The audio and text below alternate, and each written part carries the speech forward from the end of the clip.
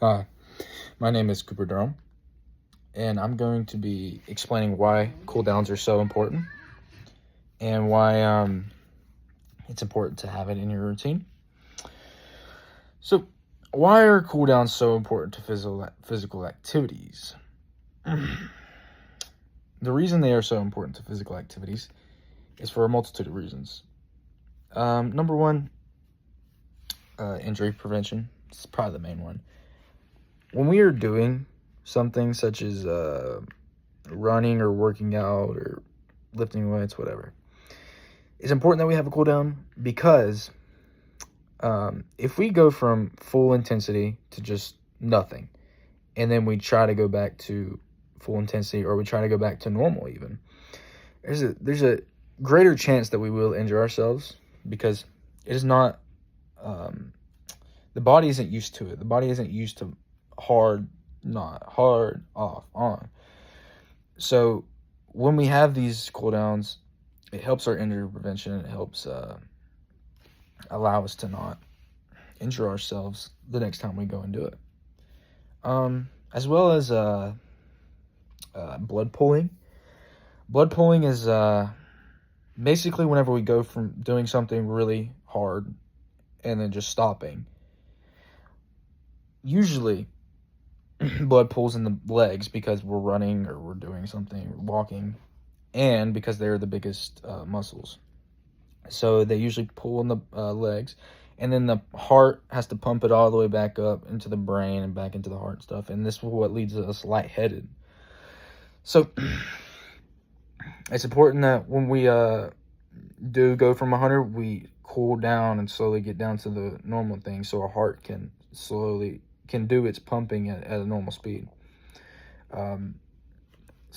If you've ever did a squat before, and then you get off the squat rack, and then you're just walking around and you feel like you're gonna faint or something, that's from blood pooling. Delayed onset muscle soreness.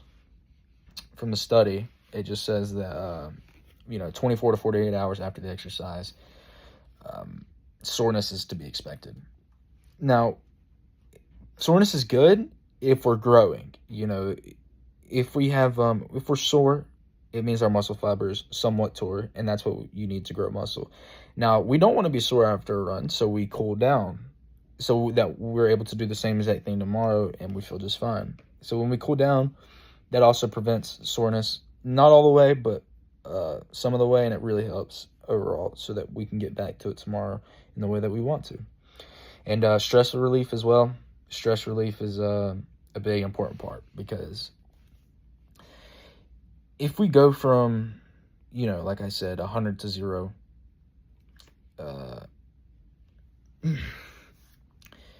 your mind and your brain, like I said, it's hard for it to pump blood to certain areas and stuff, but it makes it to where it's not fun. You don't want to do it because if I go from 100 to 0, I start feeling bad. And when I start feeling bad, it makes me not want to do it. And it gives me stress that I have to do it tomorrow and I have to do it next week and I have to do all these things to, help it and all that stuff. And we don't want that. So when we have a cool down, really helps the stress, really helps not feel so bad about what we're doing. And recovery.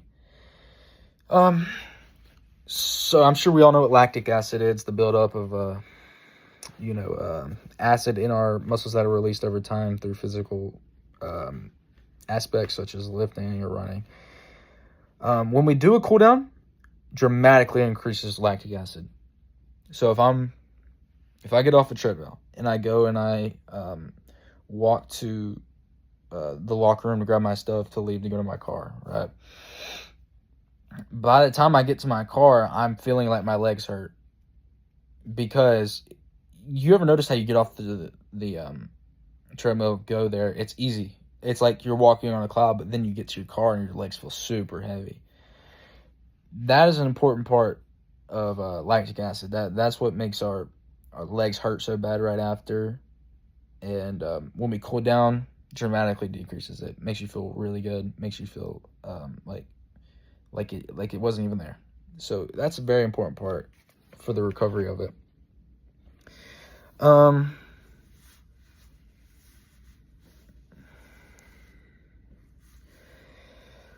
The negative effects, like I said, are yeah, they're everything I said, and how we negate these effects are the things that I explained.